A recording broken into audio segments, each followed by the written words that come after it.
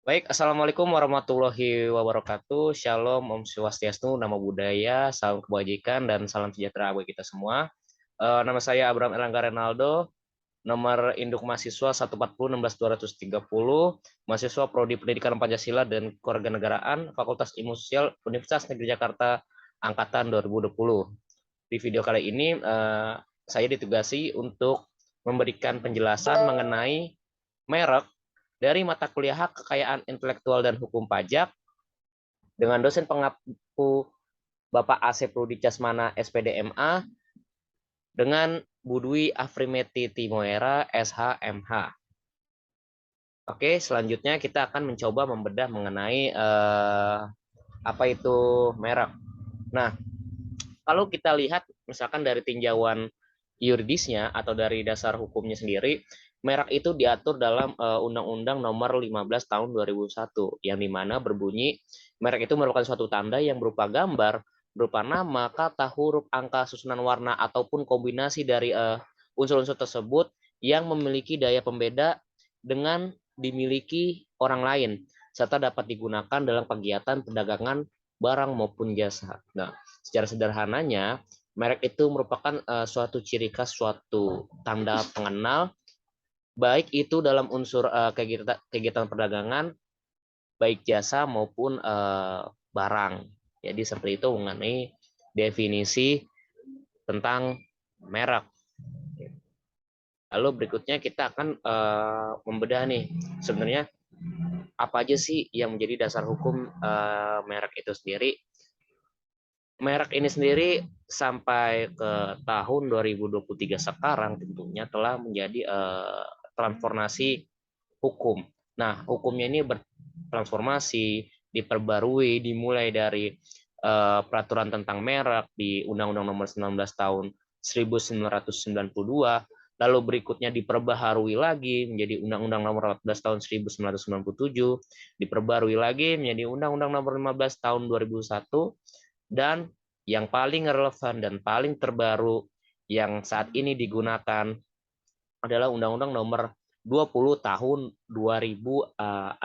Secara esensinya, keempat transformasi perubahan merek ini masih menyangkut tentang perlindungan hak atas kekayaan intelektual dari sebuah merek itu, baik itu dalam skala individu maupun skala kelompok.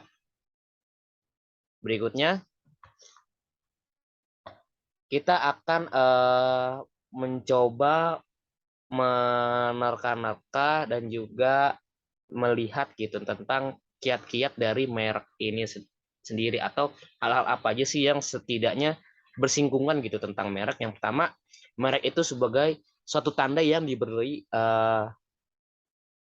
berlindungan seperti yang tadi sudah dijelaskan mengenai definisi merek itu sendiri. Itu bahwasanya merek ini menjadi sebuah tanda yang dimana dilindungi oleh hukum, dan hal ini aturan yang bermain dalam perlindungan hukum ini sendiri aturan perdata, khususnya perdata itu perdata khusus, dan akan biasanya kalau misalkan sengketa mengenai merek ini sendiri terdapat di pengadilan niaga. Nah, berikutnya yang kedua adalah singgungan terkait merek yang tidak dapat terdaftar. Nah, apa sih yang menyebabkan merek itu tidak dapat terdaftar? Yang pertama, bertentangan dengan regulasi-regulasi yang berlaku, mungkin bertentangan dengan UU nomor 15 tadi, ataupun bertentangan dengan Undang-Undang nomor 20 tahun 2016 yang mengatur tentang merek. Lalu yang berikutnya tidak memiliki daya pembeda, artinya memiliki kesamaan atau ada unsur yang sama terhadap merek-merek yang ada di pasaran. Itu, dan hal ini tentunya menjadi prasyarat bahwa hal tersebut, merek tersebut tidak bisa terdaftar. Poin berikutnya adalah telah menjadi milik umum, artinya merek itu tidak bisa didaftarkan apabila memang itu mengandung hal-hal umum. Contoh misalkan menanggung hal-hal yang udah ditetapkan dan orang tahu itu merupakan identitas yang umum seperti marka jalan ataupun tanda-tanda pengenal yang memang dikenali oleh banyak orang. Lalu berikutnya merupakan keterangan atau berkaitan barang jasa yang dimohonkan pendaftarannya gitu. Jadi pendaftaran itu dimohon-mohon terkait barangnya itu sendiri ataupun jasanya itu sendiri. Lalu berikutnya singgungan terkait merek yang ditolak. Nah, merek yang ditolak ini hampir sama dengan merek yang tidak dapat terdaftar gitu. Namun secara secara secara umumnya kalau misalnya kita lihat merek yang ditolak itu biasanya adalah ketika merek tersebut melakukan sengketa terhadap suatu merek lain sehingga merek tersebut tidak diakui secara hukum. Oke, berikutnya kita akan membahas gitu mengenai jenis merek. Nah, jenis merek ini secara sederhananya itu ada dua. Yang pertama itu merupakan merek dagang. Nah, merek dagang ini merek yang ya digunakan untuk barang yang diperjualbelikan gitu, baik itu oleh individu, baik itu oleh kelompok ataupun instansi gitu. Dan merek dagang ini tentunya digunakan sebagai pembeda. Jadi kalau misalkan kita kata kunci merek itu intinya adalah pembeda dari hal-hal yang lain ataupun hal yang serupa itu. Nah, contohnya di sini ada McDonald, ada KFC, ada AW, sana dan lain-lain. Nah, keempat, merek tersebut memperdagangkan hal yang sama. Hal yang samanya seperti ayam goreng, kentang goreng, dan lain-lain. Tetapi mereka memiliki merek yang berbeda sebagai suatu identitas, sebagai suatu tanda pengenal. Seperti itu. Lalu berikutnya ada merek jasa. Secara definisinya ini hanya saja berbeda pada kalimatnya saja. Kalau misalkan tadi pada barang, nah kalau misalkan merek jasa ini pada jasa yang diperdagangkan atau diperjualbelikan, baik itu oleh individu, kelompok, ataupun instansi gitu. Nah, di sini tentu saja gitu paling banyak mengenai merek jasa. Kita bisa ngeliat jasa perbankan, ada bank mandiri, ada bank-bank swasta, ada bank BUMN, bank milik negara, ataupun jasa-jasa e-commerce seperti Shopee, Tokopedia, Blibli, dan lain sebagainya. Dan mereka hal itu merupakan suatu perusahaan yang bergerak di bidang jasa yang berbeda-beda. Mandiri tentunya bergerak di jasa perbankan, Tokopedia, Shopee bergerak di jasa e-commerce. Kalau misalnya kita lagi transportasi ada PT Garuda Indonesia, ada PT Transjakarta dan lain-lain sebagainya. Dan itu merupakan salah satu jenis merek. Nah, setelah kita mengetahui tentang jenis merek, tentunya kita bakal mencoba gitu memperdalam ketika kita memang ingin mendaftarkan suatu merek atau kita misalkan mau mencoba membuka peluang-peluang usaha dan ingin meregistrasi merek kita sendiri. Yang pertama ada etiket atau label merek.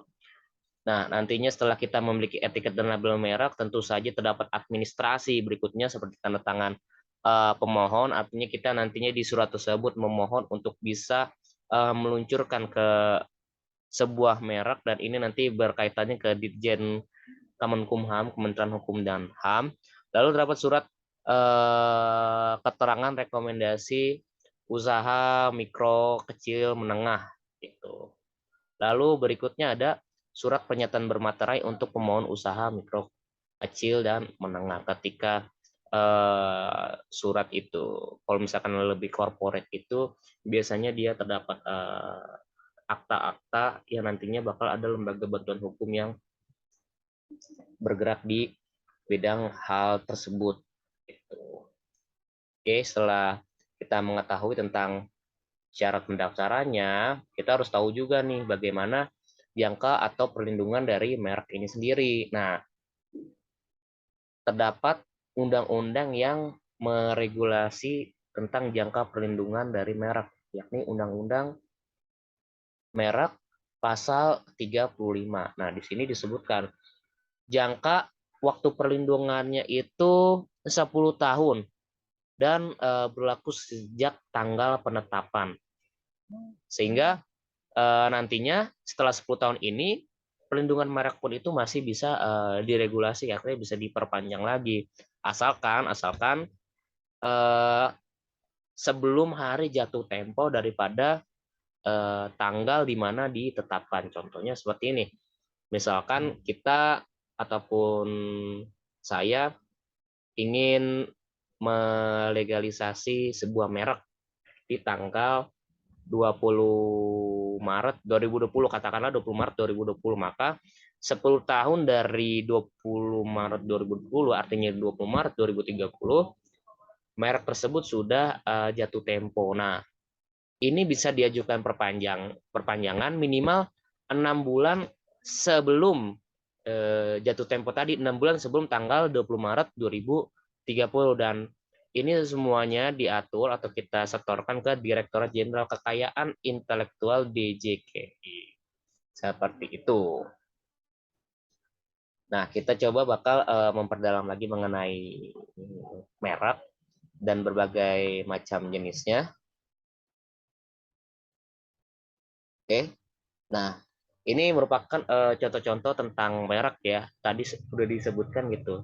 Di sini kalau misalnya kita mau lihat merek dagang itu ada KFC, ada McDonald, ada ANY gitu, ANW gitu. Ketiga hal ini memperdagangkan hal yang hampir serupa gitu. Food and beverage dan hampir sama makanannya. Tapi dalam hal merek ataupun dalam undang-undang hak kekayaan intelektual, hal tersebut diatur secara terperinci, baik itu merek, rahasia dagang, dan lain-lain. Oke, berikutnya setelah kita mengetahui merek dagang, kita akan mencoba bagaimana tentang merek di bidang jasa. Di sini kita ada 3. Yang pertama di bidang jasa investasi itu ada, contohnya ini ada Manulife Asset Management Indonesia. Lalu di jasa perbankan dan keuangan itu ada PT Bank Mandiri Persero Tbk, dan di merek bidang jasa transportasi ada di PT Garuda Indonesia Persero Tbk. Oke, seperti itu. Mungkin cukup sekian pembahasan kali ini. Kurang lebihnya mohon maaf. Fastabiqul khairat.